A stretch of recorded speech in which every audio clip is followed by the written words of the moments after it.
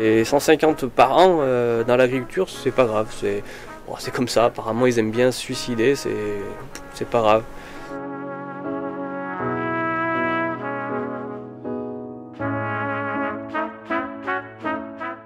Comment j'envisage pire? Quand vous vous enterrez et que vous vivez une vie qui devient complètement infernale, complètement insupportable, que vous faites que travailler et dormir, vous n'avez plus que ça. Et qu'en plus vous voyez très bien que tous les jours vous avez beau faire démener tout ce que vous pouvez, vous faites que vous enfoncer, vous n'avez plus envie de vivre, tout simplement. Je vais être super hard, mais il y a quelques années, il y a eu des suicides chez Orange, il y en a eu une dizaine, ça avait fait un tollé médiatique, etc. Alors qu'il y a un agriculteur tous les 2 jours qui se suicide, et ça intéresse pas grand monde. Je trouve ça révoltant, effectivement, qu'on parle pas plus de ça, et s'il n'y avait pas Guillaume Canet qui a un peu de notoriété pour en parler, personne n'en parlerait, quoi. Comment on réagit? On est écrasé par la masse et on s'enfonce petit à petit. On essaye de résister, voilà, mais on s'enterre et puis surtout on s'enferme parce que ça devient un cercle infernal en fait. J'ai passé un grand moment à me dire, j'en peux plus, j'en ai marre, j'arrête. Il faut que personne s'en aperçoive, il faut que ce soit un accident. Voilà, j'avais prévu un scénario, je partais en voiture, il y a tel endroit où je peux rentrer dans un mur, j'ai fait 3 fois, en plus, pas toujours le même jour, mais ouais, plusieurs fois j'ai fait le trajet, et, au dernier moment je m'étais lancé, puis j'ai évité le mur. C'est une spirale je vais être dur, mais de la médiocrité, c'est-à-dire que plus on s'enterre, plus on n'arrive plus à réagir. On sait ce qu'il faudrait faire, mais à chaque fois, il faut remettre de l'argent, il faut refaire des ateliers, il faut se diversifier, mais à chaque fois, il faut remettre de l'argent, et l'argent, on l'a plus, et dès qu'on commence à avoir des difficultés pour rembourser, personne ne va nous prêter, même si on dit, voilà, c'est ce qui nous sortirait de l'ornière, personne ne va nous prêter, étant donné qu'on a déjà du mal. Et en fait, du coup, c'est une spirale de l'effondrement, comme il peut y avoir une spirale dans l'autre sens, mais il faut arriver à reprendre le courant ascendant. Ouais. On a fait des passages qui n'étaient pas faciles. C'était quoi ces passages pas faciles, par exemple? Suicide? Moi, oui, j'y ai pensé, mais je pense que Raphaël aussi.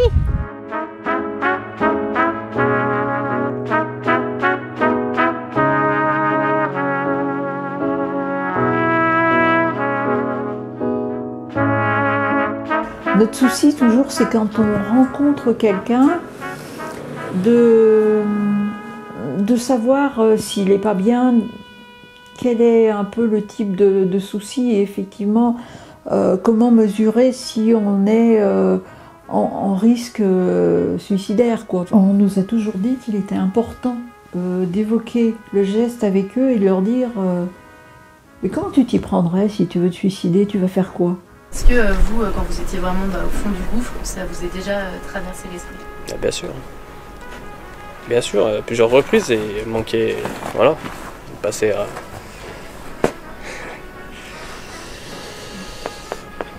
Deux petites secondes. Passer plusieurs fois à 2 doigts de la cata.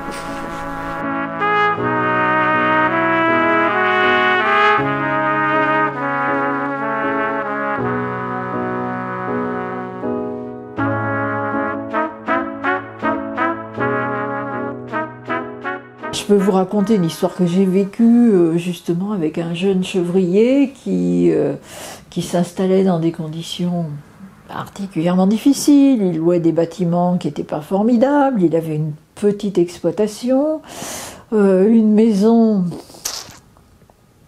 un peu louée par un marchand de sommeil qui n'était pas très confortable. Donc dans tout ça, il se débrouillait comme il pouvait. Il s'est découragé. Un soir, il a bouffé toute la boîte de médoc et heureusement, il avait prévenu l'ami qui est revenu le trouver dans un pas très bon état.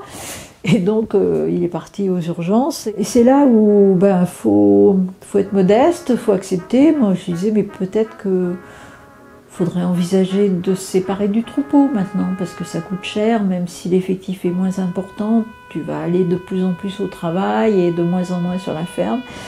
Et c'était pas possible. Il me disait non, si je vends les chèvres, j'irai me foutre dans le Rhône ou n'importe où, mais voilà.